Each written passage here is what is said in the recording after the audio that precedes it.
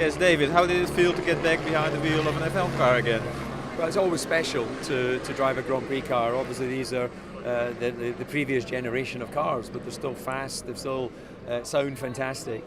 And to be out on track with two other cars, and Daniel and Max, of course, these are modern current racers and two of the best racers in Formula One. So it's a lot of fun and a great reminder because it's 10 years since I raced in Formula One. Yes, and how did it feel to race Zandvoort again after a few years?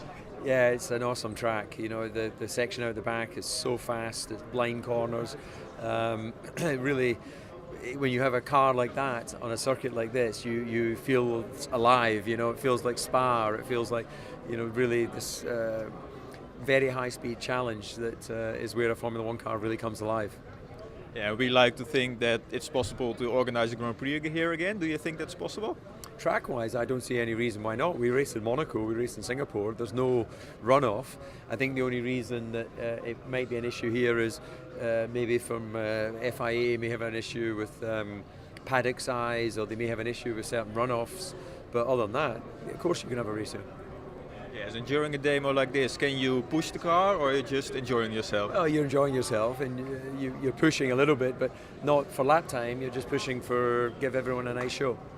And what do you think of the event in general on the Dutch fans?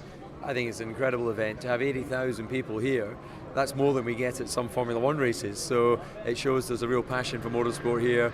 I think that not only Max, but there's other obviously champion races here, Dutch people who have been very successful in motorsport.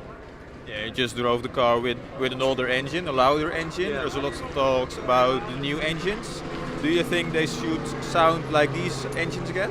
Yeah, I like the noise of the V8s. The V6. It doesn't capture any emotion, any passion, but that's what we have. So Formula One is still a technology sport. It's still the fastest form of motorsport. So from that point of view, it's pretty impressive. Yeah, we also saw you trying out the yellow LMP2 car. Any plans to return racing yourself? No, I just wanted to feel, with Guido, he said that, he explained a little bit about the car, so they said I could jump in, and I'm a fan of the sport, so it's great to be able to feel a little bit what the car is and maybe imagine what it would be like to drive. But, it's not that I don't love racing, it's just that when I stopped, I did some DTM for a few years, and then I got busy because I have a production company, an events company. I go to all the Grand Prix. I do, different partners like Heineken and Red Bull, and so by the time I do all of these events, I don't really have many weekends off. Yeah, when you're looking at an event like this, do you think this is possible to do anywhere else in the world and with any other drivers?